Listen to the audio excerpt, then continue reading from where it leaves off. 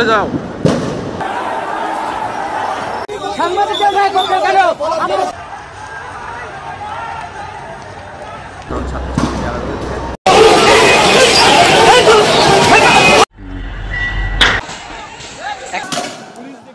প্রথম থেকে আমি বলছি, যেদিন রাজনীতির মাঠে মমতাজের মতন এই মানুষগুলা আওয়ামী লীগের রিপ্রেজেন্ট করা শুরু করছে, এই টাইপের নর্তকীরা, তখন আমি নিজে প্রতিবাদ করছি। যারা আমার চিনেন, তাই না, ভিডিওগুলো ভাইরাল হয়েছিল।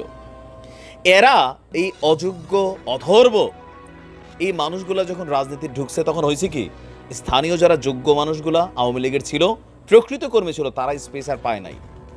এরা উইরা এসে জুইরা বৈশা সংসদের গানের মহল বানাইছে, মিসগাইডেড করছে শেখ হাসিনাকে।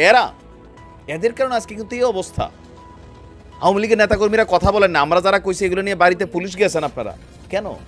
আজকে দেখেন এই মমতাজের অবস্থা কি। গান শোনাবা না, ভাইগা গেছো, নেত্রীর লেগে জীবন দিবা, কই আসো রাজপথে বের হইয়া? আওয়াজ তো নাই। কোথায় আছে মমতাজ? ভাবিয়ে কয় আছে রে ভাই, আছে। বাবির আবার পরিচিত না, না অরিজিনাল না, কিন্তু আবার কোন বাবির বেদ যে আপনার উপস্থিত হন। কোটা সংস্কার আন্দোলনের মুখের আগেই আপনার মমতাজ কিন্তু এবার এমপির টিকিট হারাইছিল। কিন্তু এমপির টিকিট হারাইলে হবে কি ভাই, যে পরিমাণ আওয়ামী লীগের হাইব্রিড আকারে এরা ঘাড়ে চাইপা বৈশা এলাকার মধ্যে বিভাজন তৈরি করছে, স্বাভাবিকভাবে মমতাজদের উপর মানুষের কি পরিমাণ ক্ষোভ আছে। বোরকা পইরা পইরা ঘুরে। অসমর্থিত সূত্রগুলা বলছে যে আপনার মানিকগঞ্জের দলটির নেতাকর্মীরা এই মমতাজের কারণে খুব বেশি বিপদে পড়ছে। চলমান পরিস্থিতির কথা বিবেচনায় আত্মগোপনে রয়েছে মানিকগঞ্জ 2 আসনের সাবেক সংসদ সদস্য মমতাজ। তার আত্মগোপন নিয়ে নানান রকম তথ্য শোনা যাচ্ছে। কেউ বলছে দেশ ছেড়ে পালাইছে ভারতে, আবার ভারতে আমার মনে হয় যাইতো না, কারণ ভারতে তার বিরুদ্ধে মামলা আছে।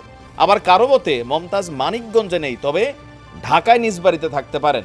আবার কেউ বলছে যে কি বলা হয় যে গত 4 অগাস্ট নিজ নামে তৈরি হাসপাতালে ভাঙচুরের ঘটনায় ক্ষোভ প্রকাশ করেছেন তিনি।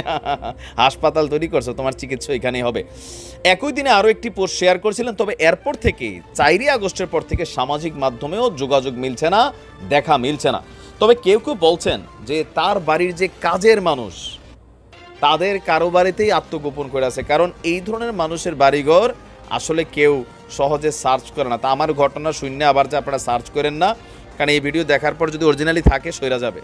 মানে গণমাধ্যমে আসা বিভিন্ন সূত্র বিভিন্ন তথ্য দিচ্ছে। বলা হচ্ছে যে এলাকার মধ্যেও এখন তার অবস্থান নাই। কেন?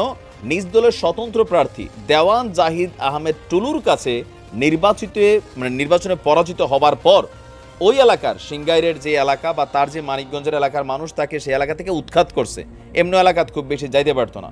তো রাইট নাও সর্বশেষ যে তথ্য ঢাকা পোর্ট শহরে বিভিন্ন জায়গায় আমাদের ইনবক্সে যারা পাঠাইছেন, সত্য মিথ্যা তো এই মুহূর্তে জানি না, বলা হচ্ছে তার যে বাড়ির কর্মচারীরা আছে এদের কারো না কারো বাড়িতেই সম্ভবত আত্মগোপনে আছেন। কারণ এখন বাংলাদেশে এই মুহূর্তে প্রত্যেক এমপি মন্ত্রী নিজেরাই আছে ভাই, এর ঘরে হ্যাঁ দৌড়ায়, হের ঘরে হ্যাঁ যায়, কোথায় আশ্রয় পাবে?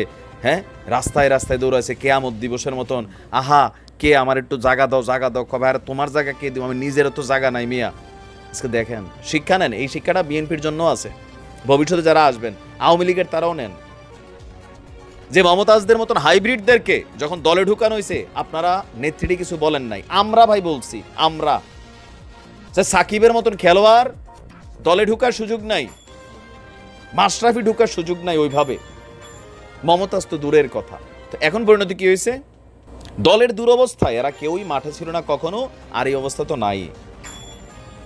আগামীতে 10 বছর পরেও ওই পর্যন্ত শেখ হাসিনা বাঁচে কিনা জানি না, ভবিষ্যতে আবার কখনো আবার হয়তো রাজনৈতিক সরকার পরিবর্তনে আওয়ামী লীগ আসবে। আজকে শিক্ষা নিয়ে এগুলা, ততদিন আমিও বাইচা না থাকতে পারি, বইলা গেলাম। ভালো থাকুন, আসসালামু আলাইকুম।